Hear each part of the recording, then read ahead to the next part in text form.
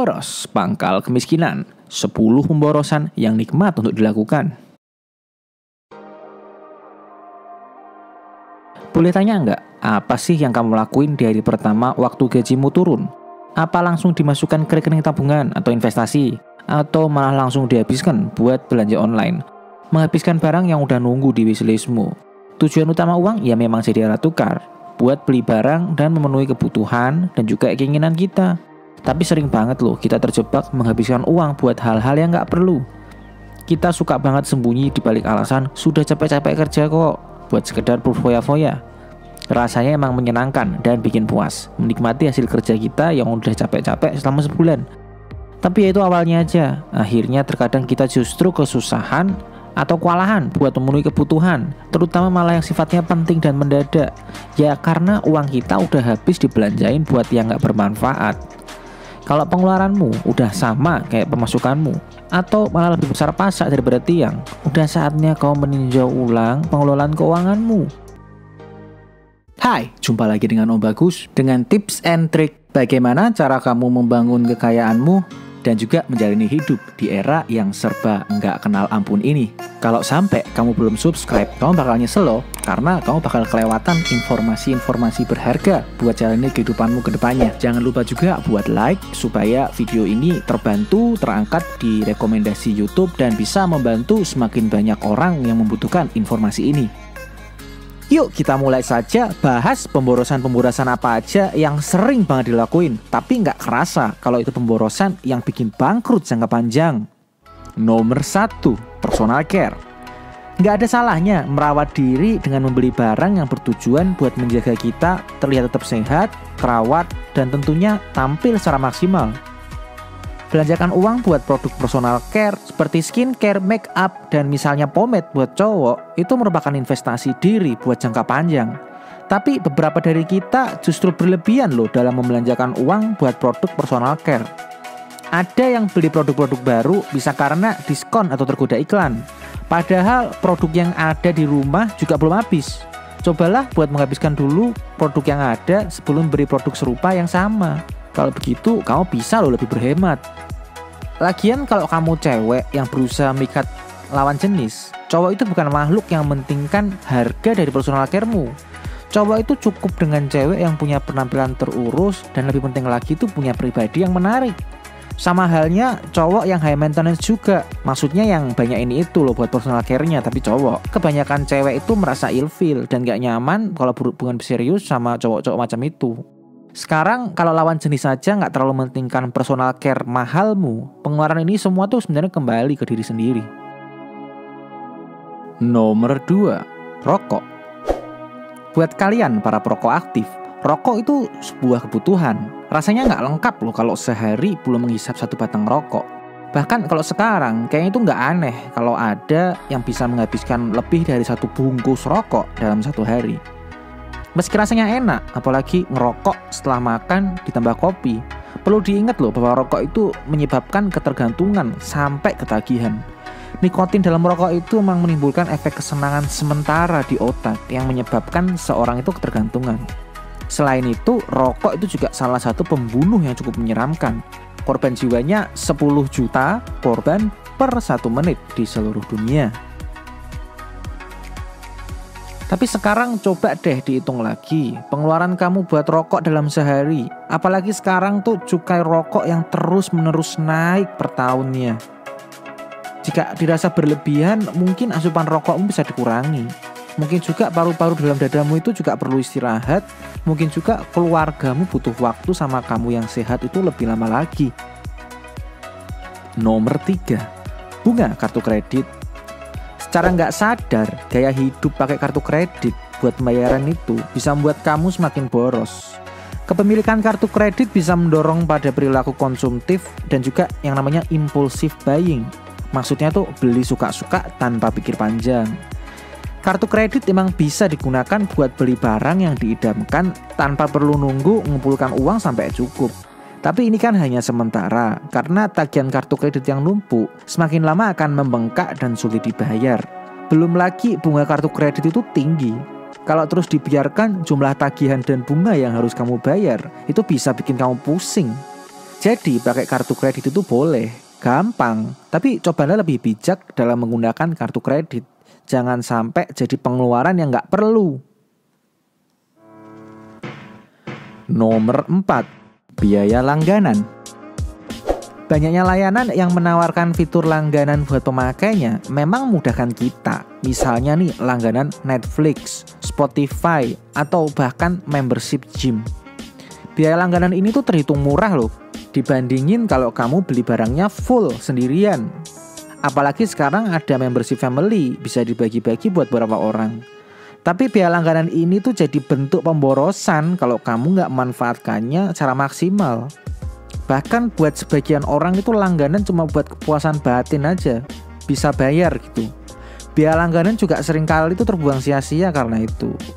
Kalau kamu tuh merasa sudah nggak perlu, lebih baik kamu berhenti langganan supaya kewajiban bayar tiap bulan tuh dihilangkan. Uang buat langganan ini bisa kamu pakai buat hal-hal yang lebih bermanfaat. Bahkan kalau kamu ya bakal pakai cuma beberapa waktu aja, ya udah pesen aja langganan sebulan. Nggak perlu sampai langganan lama-lama kalau ujungnya nggak dipakai lagi. Nomor 5, kopi kekinian. Rasanya nggak gaul kalau kamu belum nyobain ke kafe atau kedai kopi kekinian yang baru jadi bahan omongan teman-teman kamu. Rasanya ada ketinggalan zaman kalau belum coba kopi kekinian yang lagi banyak dibicarain orang. Apalagi kalau belum nongkrong bareng sama teman-teman di sana. Kebiasaan belanja yang receh kayak gini nih, nggak disadari bisa bikin kamu tuh boros banget. Harganya kopi kekinian itu kelas standar mungkin cuma 20.000 buat satu cupnya. Tapi kalau kamu tiap hari beli kopi dalam 1 bulan, kamu tuh sudah menghabiskan 600.000 dalam pengeluaran bulananmu cuma buat beli kopi aja. Itu belum ngitung biaya camilan lainnya yang nemenin ngopimu. Buat nyiasatinya, kamu bisa cari alternatif lain buat asupan kopi harianmu. Kamu bisa menyeduh kopi susu gula arenmu sendiri di rumah. Biasanya yang enak sih Nescafe. Kopi hitam 1 sendok makan diseduh air panas. Ditambah gula aren 2 sendok makan, dicairkan pakai susu UHT. Itu bisa dibeli di mana aja. Hasilnya diaduk dan dimasukkan ke botol minuman yang biasa kamu bawa setiap hari. Mulut senang, kantong juga aman.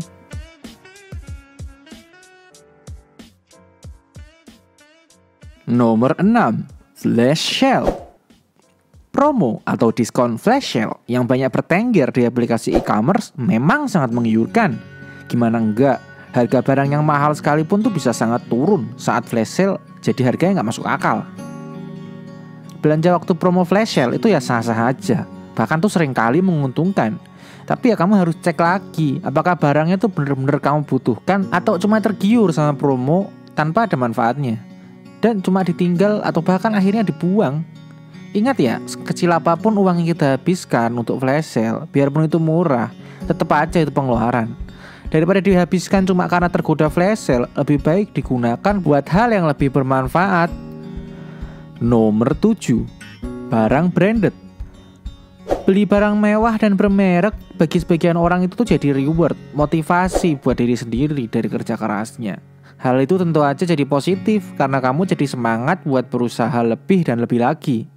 Tapi beli barang bermerek juga harus sesuai sama budget yang ada dan jangan berlebihan dari kemampuan. Kalau emang kamu belum punya uang yang cukup buat belinya, ya jangan memaksakan diri buat beli barang bermerek, apalagi sampai ngutang.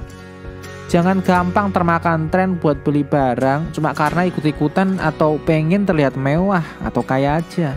Karena orang kaya beneran itu malah konsen banget sama pengeluarannya loh. Nomor 8, barang murahan. Terkadang nggak disadari, boros itu nggak cuma pembelian barang branded aja, tapi juga barang murah atau malah lebih tepatnya itu barang murahan. Barang harga murah itu memang lebih menggiurkan karena terjangkau dan ramah sama kondisi kantong.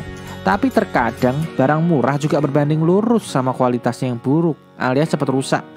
Hal inilah yang bikin kamu boros karena kamu harus beli ganti barang itu tuh terus-terusan. Gak masalah buat beli barang yang sedikit lebih mahal namun punya kualitas yang terjamin. Terkadang peribahasa ada harga ada barang itu bener banget. Barang mahal yang kamu beli itu bisa bertahan bertahun-tahun dibandingkan barang murahan yang bisa bertahan beberapa bulan aja. Nomor 9, pembelian in-app purchase.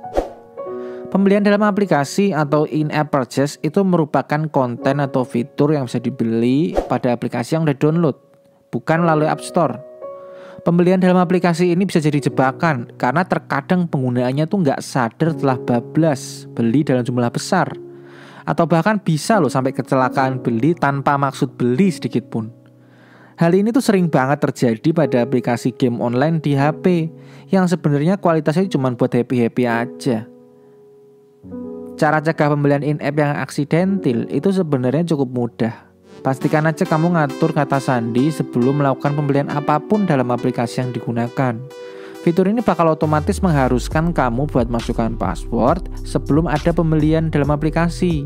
Dan juga ini bisa mencegah kamu dari kebablasan. Nomor 10. Gadget terkini. Tiap tahunnya perusahaan smartphone merilis smartphone versi terbarunya dengan fitur dan tampilan yang lebih unggul dari versi sebelumnya. Cobalah tengok iPhone yang rutin dari tahun ke tahun dirilis oleh Apple. Desain dan fiturnya yang selalu baru tuh sungguh sangat menarik loh. Kayaknya puas banget kalau bisa punya gadget baru dalam genggamanmu. Tetapi hal ini justru mendorong orang buat beli gadget baru buat sekedar gaya-gayaan aja. Padahal tuh smartphone lamanya masih berfungsi dengan sangat baik. Mengingat gadget 3 tahun ke belakang itu sebenarnya speknya udah cukup tinggi. Udah setara sama notebook lama loh tuh speknya. Nah sekarang coba pikirkan lagi. Sebelum kamu beli gadget keluaran terbaru, jangan sampai kamu menghabiskan uang jutaan, belasan juta, puluhan juta cuma karena ikut-ikutan tren tanpa mempertimbangkan dampaknya buat kondisi keuanganmu sendiri.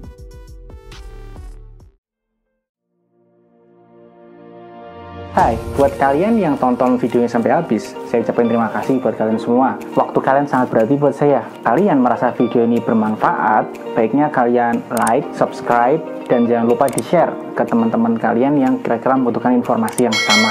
See you in the next video. Bye-bye.